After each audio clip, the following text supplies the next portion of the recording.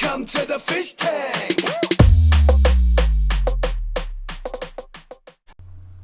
Hey everybody, Fishman here, and welcome to another video in which I hope to get almost all the plumbing done for the second row of tanks in the new rack.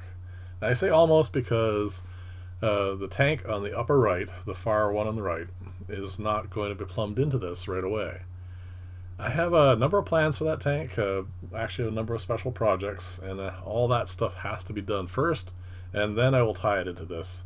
So what I'm going to do when I get to that part is I'll just put an end cap on there, just to keep water from splashing on the floor, and then I'll get to that later on.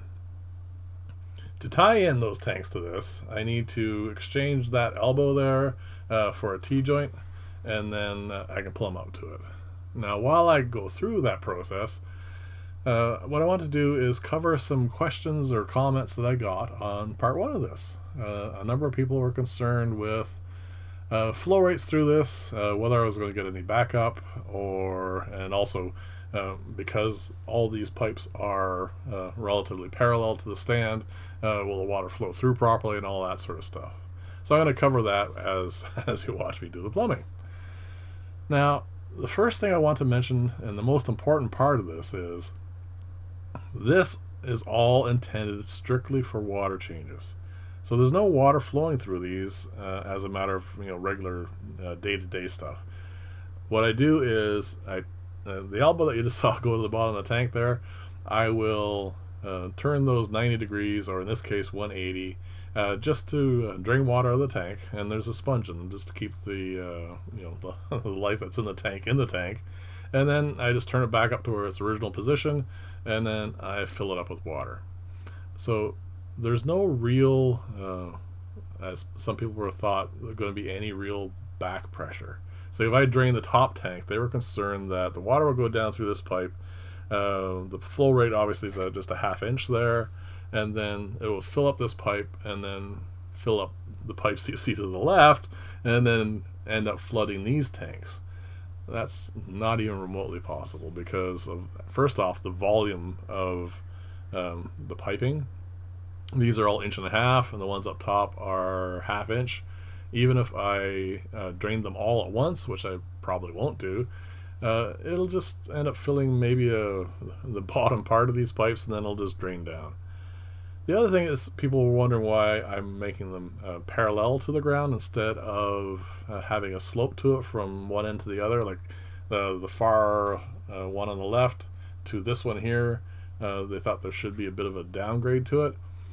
Again, there's not really a lot of flow through this. There's not enough water that goes through it during a water change to make that any kind of concern. The beginning part of this video is actually a perfect example of how it all works. I took the elbow that was on this tank, I turned it down 180 degrees and drained what I would call a substantial water change, actually more than I normally do. And as the water drained down, it would end up filling a little bit of the horizontal part of this array here. That pipe that's parallel to the ground, there'll be water filling through that. But because those two other pipes have no water in them, they act as standpipes for this whole draining process. And therefore there's no backup pressure of gases. It just vents out quite nicely.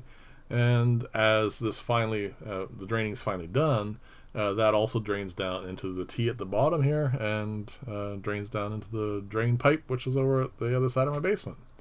There's never really any backup pressure.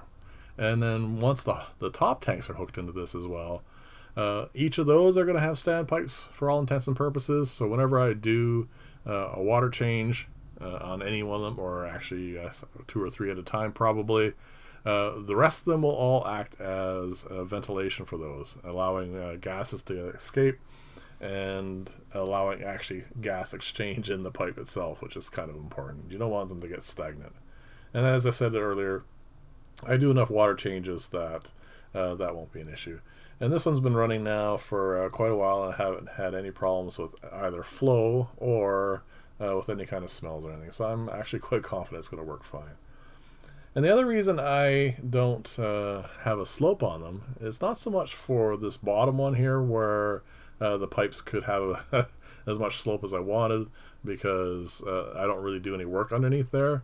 But between this row of tanks, the top of this row of tanks, and the bottom of the next one, where the rest of the piping is going to be, there's only limited accessibility there. If I end up having a slope to it, I'm going to have to give up either one of two things. Room for me to put my hand in between the glass here and the bracket for that bracket right there, or I'm going to have to give up visibility in the tanks. So in other words, I have to raise these all up so that they'll block a bit of view, but I can have a slope to them. And I don't really want to do either of those. So I hope that clears up all the questions you guys had. If I missed anything, just let me know in the comments below and I'll try and answer it there. Or if it's complicated enough, I will try and incorporate it into the next video. So now we get to the trickiest part of this glue up, and that is these three pipes right here. There's very little in the way of free span between any of them, so there's no real flexibility there. So I'm going to have to glue this all together and then attach it all at once. It's a bit of a gamble, I suppose. If I mess it up, I'd have to remake this whole array, and I don't really want to do that. But I think it's probably the only way of getting it done so that it is as neat as possible. So because it's a bit tricky, what I'm going to do is glue up all this off camera so I'm paying attention to what I need to pay attention to. And then I'm going to add that horizontal pipe you see there. And then while it's all ready to go on, I'll add the glue and get it all glued up all at once. The only part I'm really concerned about is that standpipe I just added, the T-joint I just added below there. I have to put a fair amount of pressure on that to make sure it seats. I mean, this glue seats up really fast. So this all has to be added together really, really quickly. And I was kind of concerned I might be leaning on it a bit much. But it turned out pretty good. I think there's maybe a half a degree difference than I would really have liked. But like I said, it's not as critical as you might think. And it turned out definitely more than good enough for what I need. So there you go. Those pipes are all in place. I just have to wipe the glue off now. And as you can see, that tank on the far right, so there's a bunch of plans I have for that tank, so it will not be plumbed up right now. And that hole you see there on the far right T, I'll just put a quick end cap on that, and I'll just use silicone to hold it in place so I can just pop it off later on, and then I can attach that to whatever those end up being. And as you can see here, I mean, these pipes are quite thin, and these tanks are also half the size of the tanks below. So when I do a water change on this, there's really not going to be any issue with backup pressure, especially to the point where it's going to flood those bottom row tanks. But again, as I've said many times on this build, this is my experimental rack. I am trying out a few new things. I'm sure there's going to be issues with some of it possibly at some point in time. But as we go along, and as this thing, gains some hours behind it and it's working, all that stuff will get worked out, and I will definitely show you any things that go wrong, and hopefully more stuff that goes right.